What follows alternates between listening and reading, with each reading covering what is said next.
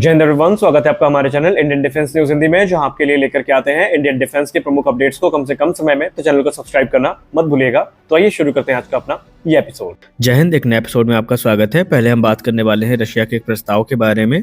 आप सबको पता है कि रशिया ने गत दिनों में कुछ बड़े प्रस्ताव भारत को दिए हैं, जिसमें SU-57 फैलन और भी दूसरे हथियार शामिल हैं। अब यहाँ पर एक नई रिपोर्ट सामने आई है, जहाँ पर रशिया भारत को 5th generation 177S engine offer कर रहा है। ये stealth rated thrust vectoring control nozzle के साथ आने वाला इंजन है और इसे भारत को सुपर सुखोई प्रोग्राम के लिए ऑफर किया गया है। आपको बताते चलें, इससे पहले भारत को जो AL-41F इंजन है ये ऑफर किया गया था और रशिया ने कहा था कि भारत के जो पुराने AL-31 है उसमें ज़्यादा मॉडिफिकेशन की संभावनाएं नहीं दिखती, इसके लिए भारत को AL-41 पे स्विच करना पड़ेगा। लेकिन अब एरो इंडिया में 177S इंजन ऑफर किया गया है और भारत को लेकर रशिया कॉन्फिडेंट है कि भारत इसमें इंटरेस्ट ज़रूर दिखाएगा। अब यहाँ पर अगर हम कैपेबिलिटी की बात करें तो ये इंजन 142 किलोन्यूटन का थ्रस्ट आफ्टर बर्नर के बाद जनरेट करता है। इसका ड्राई थ्रस्ट 88 किलोन्यूटन का है।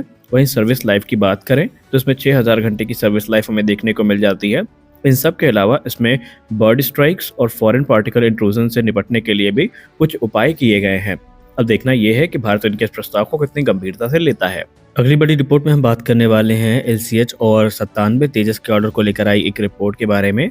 भारत की प्रतिष्ठित डिफेंस पत्रिका, जिसका नाम लाइफेस डिफेंस है, इन्होंने अपने रिपोर्ट में ये कंफर्म कर दिया है कि भारतीय वायुसेना के लिए एडिशनल 97 तेजस मार्क 1A और इंडियन आर्म फोर्सेस के लिए 156 LCH प्रचंड हेलीकॉप्टर, जिनकी लागत 1.3 लाख करोड़ रुपए होने वाली है, इनके ऑर्डर्स अगले 3 से 6 महीने में प्लेस कर दिए जाएंगे।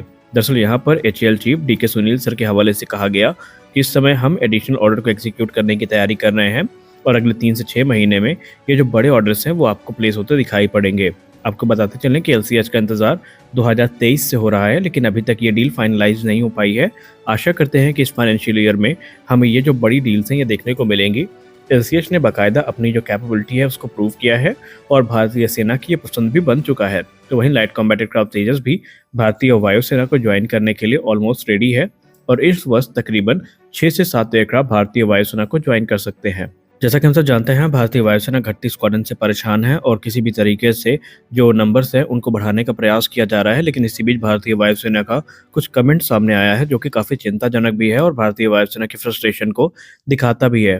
भारतीय वायुसेना प्रमुख ने कहा कि इस मोमेंट पे मैं HAL को लेकर कॉन्फिडेंट नहीं हूँ कि जो इन्होंने कहा है वो पूरा कर देंगे, क्योंकि मुझे एश्योर किया गया था कि 11 एयरक्राफ्ट हमें इस फाइनेंशियल ईयर में मिलेंगे, लेकिन हमारे पास सिर्फ 4 एयरक्राफ्ट ही आने वाले हैं और वो भी हम इन्हें तेजस मार्क 1A तब तक नहीं कह सकते जब तक कि ये जो वेपन सिस्टम है उन्हें अच्छे से फायर कर दे। यानी शायद यहाँ पर अस्त्र मार्क 2 के इंटीग्रेशन की बात की जा रही है, जो कि तेजस मार्क 1A का एक प्रमुख वेपन सिस्टम होने वाला है। खैर, उन्होंने ये कहा कि फेलर हमारे पास कोई ऑप्शन नहीं है।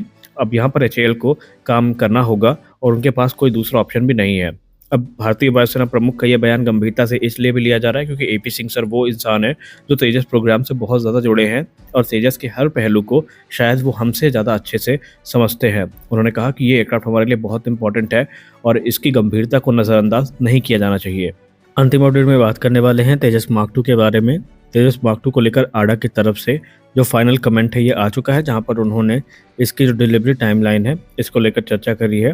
उन्होंने कहा कि लोगों को अभी इसकी पहली उड़ान का इंतजार है। तो एरोनॉटिकल डेवलपमेंट एजेंसी ने कहा कि इस समय जो प्रोटोटाइप डेवलपमेंट फेज़ है वो अपने अंतिम चरण पर है और 2025 के मध्य तक इसका रोल आउट हो सकता है और उसके बाद इसमें लो स्पीड और हाई स्पीड के जो टैक्सी ट्रायल्स हैं ये आयोजित किए जाएंगे और उसके तुरंत बाद इसके जो पहली उड़ान है वो मार्च 2026 में आयोजित कर ली जाएगी। इसके तकरीबन 4 से 5 अलग अलग प्रोटोटाइप्स बनेंगे जो कि अलग अलग टेस्टिंग फेज़ में यूज़ किए जाएंगे।